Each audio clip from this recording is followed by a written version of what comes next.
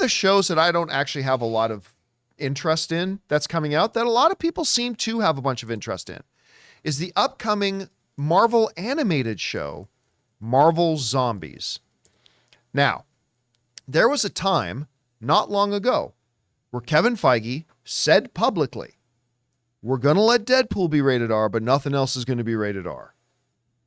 Well, that clearly isn't true anymore. Kevin Feige's clearly had a change of heart because, well, Echo wasn't rated R. It was technically TVMA, but I guarantee you if Echo was a movie in theaters, it would have been PG-13. But whatever. They called it R-rated.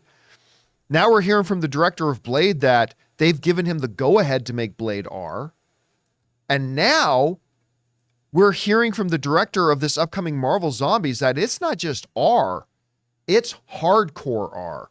This comes from the folks over at the director right. Speaking with Marvel.com, Marvel Zombies director Brian Andrews discussed his newest Disney Plus project, specifically with it being confirmed to have an R rating ahead of its release, bluntly noting that the show is rated TVMA, the television equivalent of an R. He described the series as quote-unquote hardcore and held nothing back in saying, people die, and they die rough. He said this, well, it's going to be pretty awesome. I mean, it's TVMA, it's hardcore. People die, and they die rough. So there's still some laughs to be found here and there. It's not all completely horrible. And it goes into the part that he goes on to talk a little bit about the fact that, yeah, we're going to set, there's going to be some fun stuff, and then that stuff is going to be horribly taken away. And now remember, this is animated. I mean, we're becoming accustomed to seeing hardcore, gross violence in animation. I mean, look no further than any episode of Invincible, right? Any episode of Invincible. You're seeing people get their literal intestines pulled out and their eyes popping out of their sockets and arms ripped out of their sockets. I mean, it's become the thing. It's now the thing to do. But it's totally new ground for something like Marvel to do. And so it will be kind of it. Look, I'm not going to pretend that I'm now excited about Marvel Zombies, Zombie Marvels. I'm not going to pretend that I'm suddenly interested in Marvel Zombies. I'm not tremendously interested in it. And telling me that, ooh, guts are going to come out, that doesn't make me more excited. I see lots of stuff where guts get ripped out. That's fine.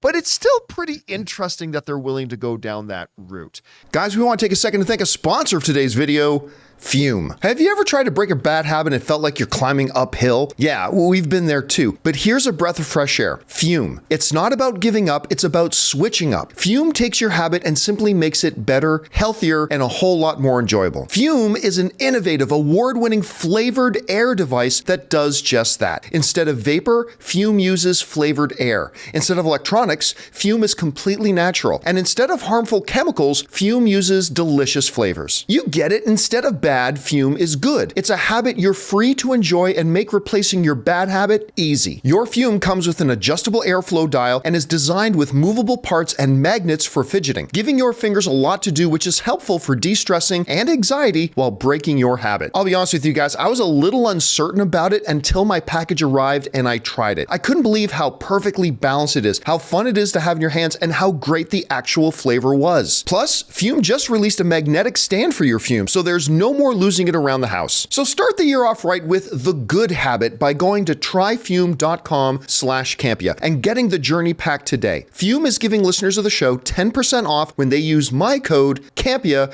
to help make starting the good habit that much easier. Anyway, Chris, as a fan of animation and stuff like that, is this significant to you? Like hearing the director saying like, listen, people are going to die and they die rough and this is hardcore.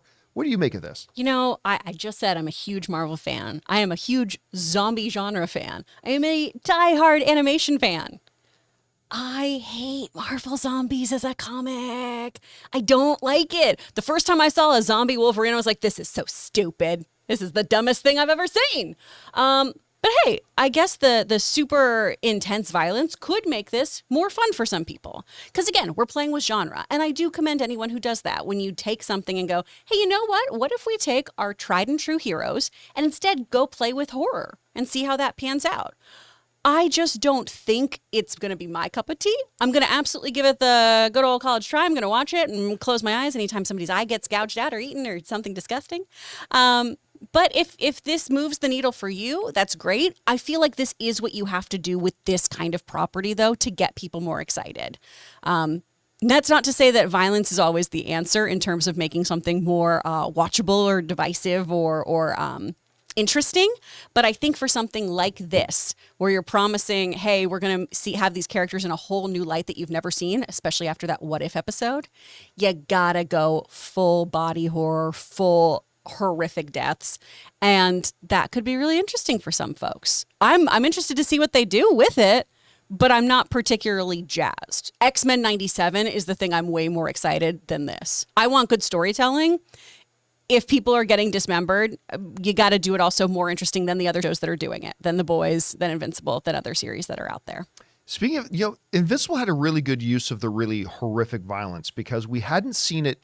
When you watch Invincible episode 1, you don't really get too outrageously gross, but at the very end, when Omni-Man betrays, what do they call it? Guardians of the Globe? That's the name of the superhero team, right? Guardians of the Globe? I believe so. When he betrays Guardians of the Globe, the graphic nature of the violence multiplies the drama that is, the betrayal that is happening. Like, not only is this guy who was, they thought their friend, their comrade, their ally, Earth's hero, Omni-Man, but now he's not just betraying them, like he is graphically, horrifically killing them. It adds to the drama of it, right?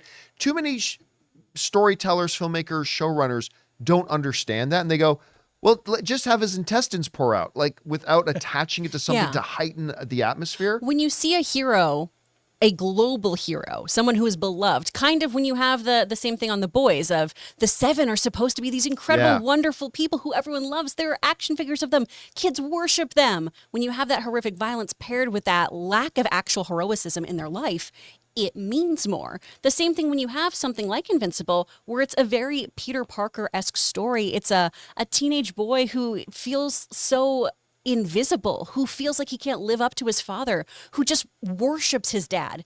And then you see that horrific violence. Yeah.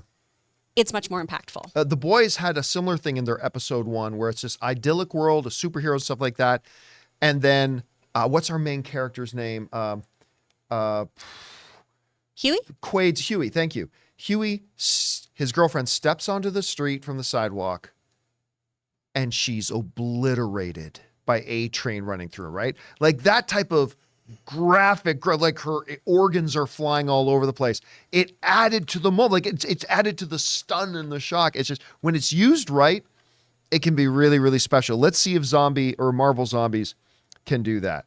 Hey guys, thanks so much for watching this video. Make sure you like the video, leave a comment, and subscribe to our channel. And don't forget, we have a daily podcast called the John Campea Show podcast, available on Apple Podcasts, Spotify, or your favorite podcasting app of choice. Go and subscribe to it today so it'll be there when you need it.